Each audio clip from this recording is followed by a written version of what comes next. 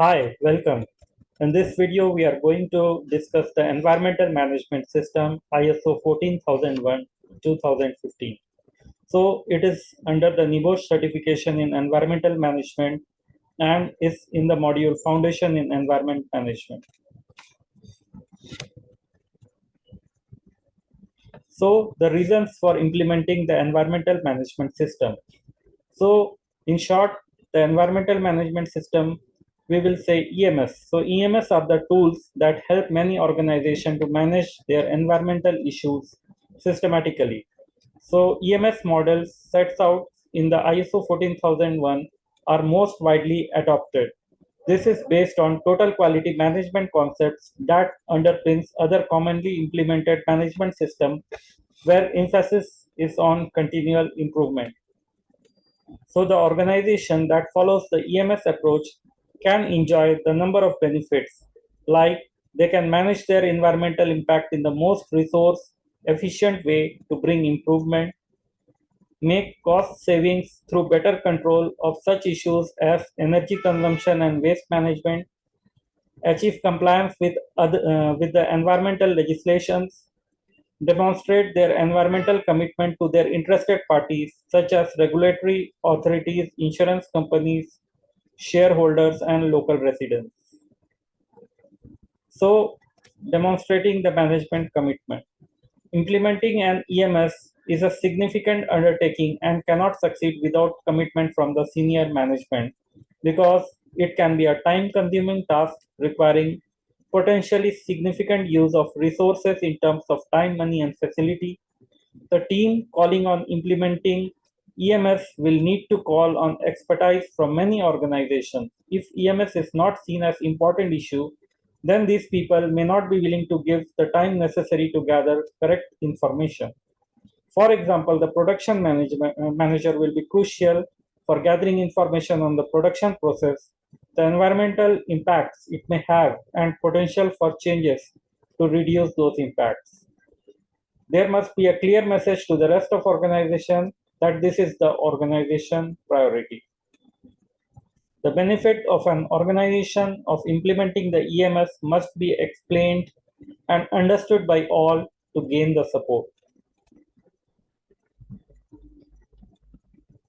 Now, the sharing of the common management system principle with the quality and health and safety management. So, a quality, environment, health and safety management are all based on the common platform and shares the same structure.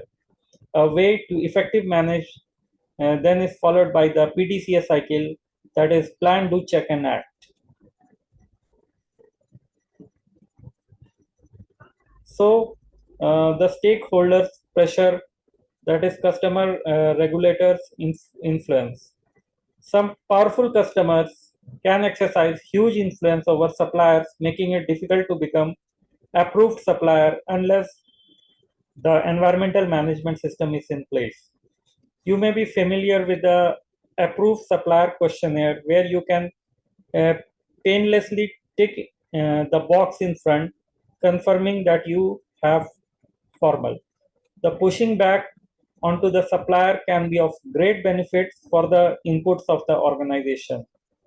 Regulators may also be satisfied the granting of environmental permit effectively requires at least some elements of the EMS in place. Next is the corporate social responsibility. The organization that pursues CSR seeks to embed social, environment, and ethical management at heart of business. Implementing a formal EMS is a wholly compatible with the CSR program. Now, introduction to the ISO 14001 system.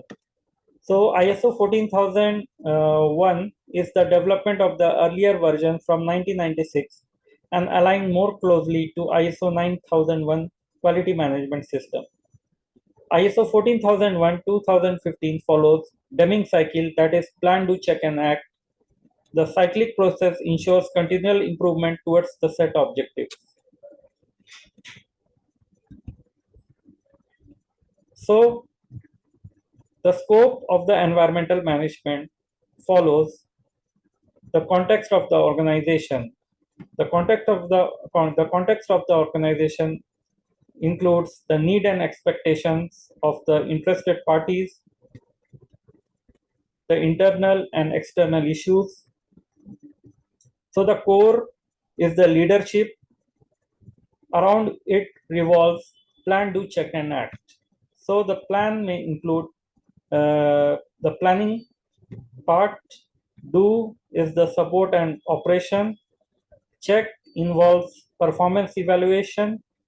Act involves improvement. So the key steps in implementation of the EMS that conforms to ISO 14001 standards are the context. First, we are going to discuss the context of the organization. So an organization must understand all the relevant issues that may be affected by the organization. The scope of the EMS must be determined and documented. Next is the leadership. Top management must demonstrate leadership. Roles and responsibilities must be assigned and a compliant environmental policy produced. Third is planning. The key action includes identification of the relevant aspect and impacts of the organization on environment. The organization must set objective and understand its compliance obligation. Fourth is support. The resources must be made available to develop and operate EMS. Requirements also stated for competency, communication, and documented information. Fifth is operation. Organization must develop operational control. Emergency plans must be developed and tested. Sixth is performance evaluation. The organization must monitor, measure, analyze, and evaluate its environmental performance. So these are the 6 steps for implementation of ISO 14001 EMS environmental management system. The last is the improvement. So the initial environmental review, where there is the requirement for initial environmental review. So where there is no EMS, the organization must carry initial environmental review to find its current position. The review shall cover all the activities of organization that are within the scope of management system, like the main and ancillary processes, transport to, on, and from the site, raw and intermediate material handling, storage, and transfer activities, waste material storage, transfer, and disposal arrangement, maintenance activities, packaging and warehousing, procurement services, and the engagement and supervision of contractor and service providers, planning and design of new building product, equipment, and services. So the initial environmental review is undertaken where there is no environmental management system in the organization. So this this point shall be covered in the initial environmental review. The review should cover 4 key areas: identification of the environmental aspect, impact, and liabilities, identification of the legal requirements, examination of environmental practices and procedures, assessment of previous incident, compliant and non-conformances. The review may cover other areas like assessment of potential commercial benefits like reduced energy, waste disposal, etc. The view of the key stakeholder group like regulator, local resident, major shareholders. So the ISO 14000 system, as we saw before, consists of the context of the organization, planning, support and operation, performance evaluation, improvement, and the core of all this, the leadership plays the important part. So now we are going to discuss the context of organization. So the internal and external issues like environmental condition which may affect the organization or affected by the organization. Next is the standard requires that need and expectation of the interested parties are fully understood. The scope of EMS must be determined and documented and made available to the interested parties. Now, the scope of EMS are the compliance obligation, then activities, product and service it undertakes or offer.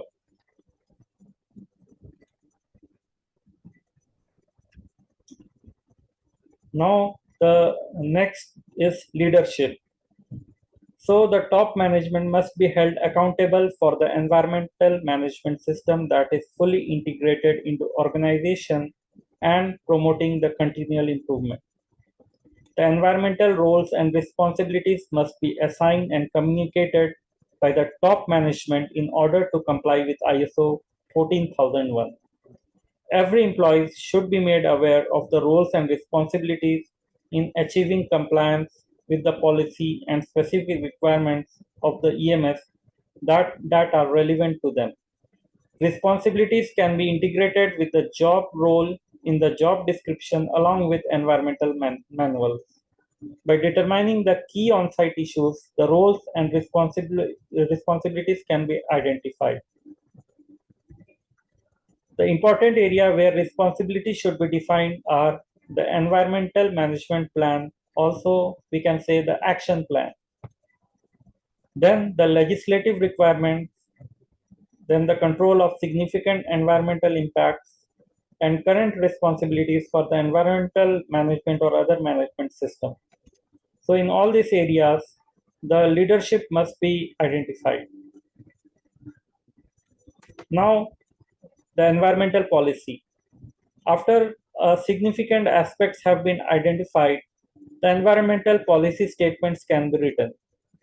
So the purpose of the policy statement is to document the environmental intention and the principle of the organization and to provide framework for setting objectives and targets.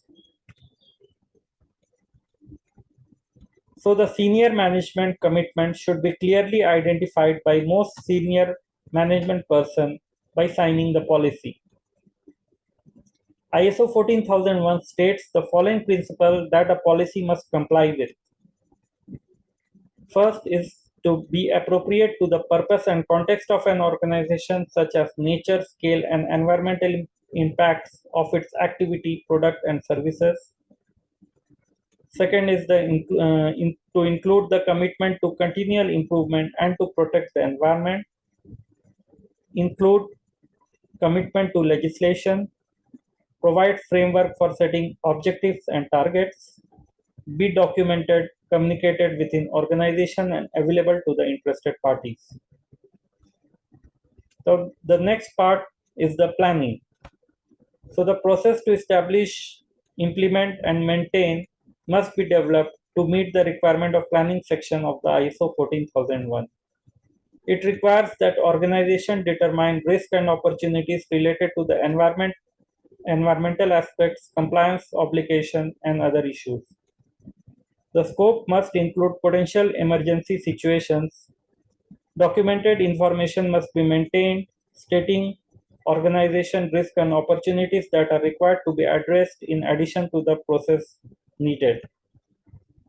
While planning, the organization must consider numerous factors such as context of organization, need and expectation of interested party, and the scope of the system. Now, the environmental objectives. To ensure that the commitment of policy are met, objectives need to be developed. Objective changes the nature of EMS from identifying the area of concern to improving them. Important part of EMS is to attain continual improvement. It is the objective that helps to provide evidence to this improvement. Important part of the objective must be SMART, that is specific, measurable, achievable, realistic, and time bound. Action plan tends to be very low level objective. They identify how the requirements of higher level objective will be met. These considerations could be task time scales and responsibilities. Organization develop environmental performance indicator that measures reduction in significant environmental impact.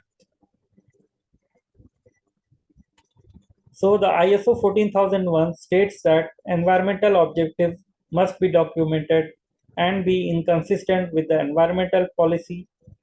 It should be measurable, it should be monitored, it should be communicated and updated as appropriate. So ISO 14001 states that while planning the objective, organization must determine what need to be done, what resources will be needed, who will hold responsibility for the objective, when the objective is due for completion, how result will be evaluated. Now the next part of the ISO 14001 is support. So support for the resources and support by competence. The organization must understand and provide resources required for implementation, maintenance, and continual improvement of environmental management system. So this is so next is the competence. Understanding the required competence of those whose work could affect environmental performance or compliance obligation. Ensuring that such persons are competent in education, training, and experience. Understanding the training needs associated with the environmental aspects and EMS. Taking action to gain competence and evaluate such action. Retaining the documented information as evidence of competence. So resource and competence are the major domains where the support is required.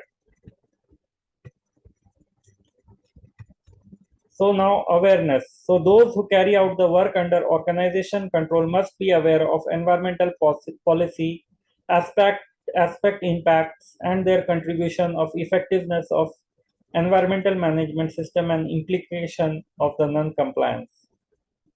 The communication for having the effective communication structure, it is important to motivate the workforce, to ensure the understanding of roles and responsibilities, demonstrating management commitment, monitoring performance. The ISO 14001 requires that the organization have the system for internal and external communication relevant to the environmental management system.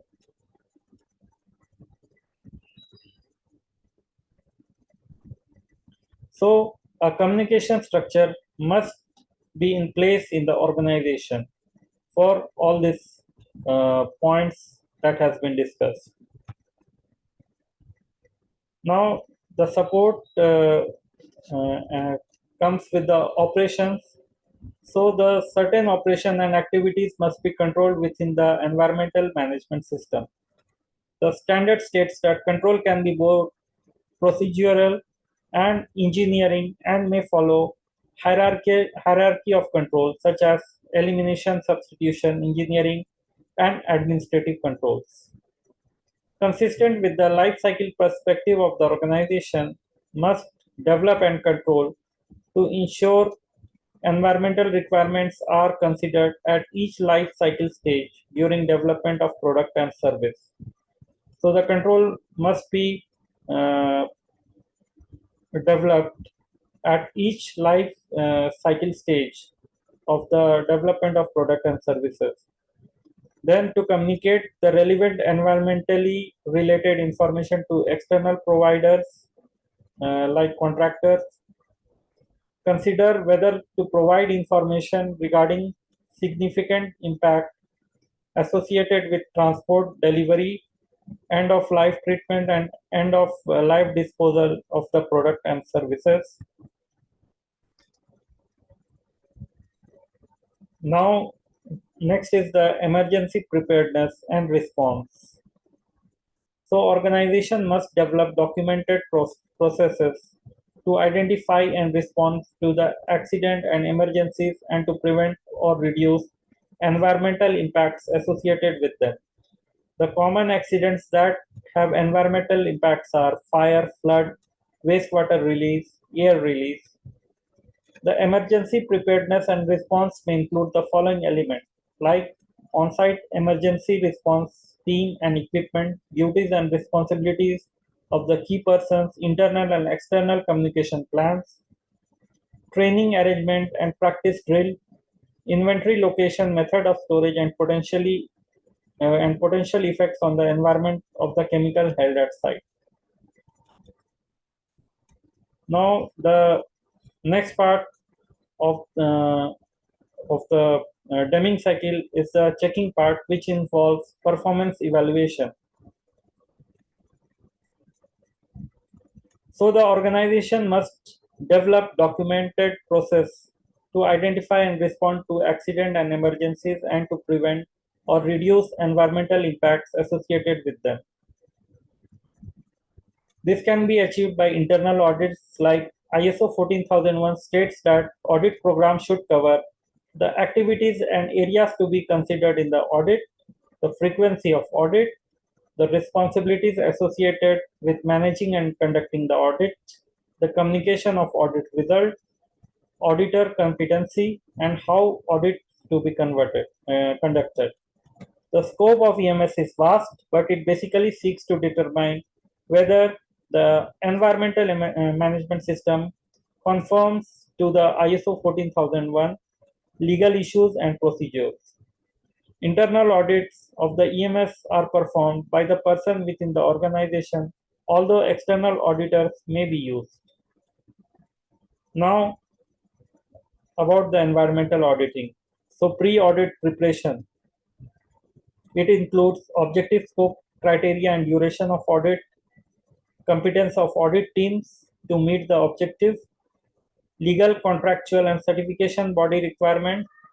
Scope must be specifically defined like factory or office location where the audit is to be conducted. The PPs to be used in site while conducting the audit, transport requirement that may be required to conduct the audit in and around the site, the requirements to ensure that all auditors are independent. So the environmental auditing involves information gathering. It includes the site plan, the result of previous audit, record of emission monitoring, accident incident report, and enforcement notice, that is legal violations. Now the next part of auditing is the notification and interviews. So the key personnels who are going to be involved in the audit must be informed before to ensure their availability. Interview should be conducted in the formal way without being confrontational. Now, the definition of the first party audit, second party audit, and the third party audit. So, the first party audit is often referred as an internal audit and usually taken by the organization's own auditor. Second party audit is undertaken by another organization, often consultancy or team of auditors from other organization. And the third party audit is an independent formal audit usually taken by the accredited certification bodies. Now, the monitoring, measurement, analysis, and evaluation. Now we are under the performance evaluation. So an organization must determine what should be monitored and measured, the criteria against which the performance is to be measured, the frequency of monitoring, and whether the monitoring result should be, when the monitoring result should be analyzed and evaluated. The active monitoring measures includes like emissions, like monitoring atmospheric or water emission, then monitoring the effluent, measuring the flow rate of the discharge to water, then waste, monitoring production of waste over time. Then active monitoring includes energy and water, like monitoring the usage over time may provide information on efficiency of machinery or system. Then mass balance calculation, measuring input and output may provide information about any leakage over time. For example, if the site has underground fuel storage tank, then the mass balance calculation through a proper instrument may help to identify the leakages. Then the next is the inspection of the plant and premises. So the reactive monitoring measure includes near misses like unwanted unplanned event like drainage of oil getting into the drain, then monitoring the complaints. This comes under the reactive monitoring. Then waste monitoring, increase in waste may be indication of the deterioration of the system. And the energy, the monitoring the energy may help identifying areas of excessive energy use. So the review of the environmental performance. The review could be answer to the questions like whether organization is achieving its environmental objectives or not, or the organization is implementing effective environmental controls, or whether the organization is effective in its training and communication, or the organization is legally compliant or not, or the organization reduces the risk of environmental damages or not.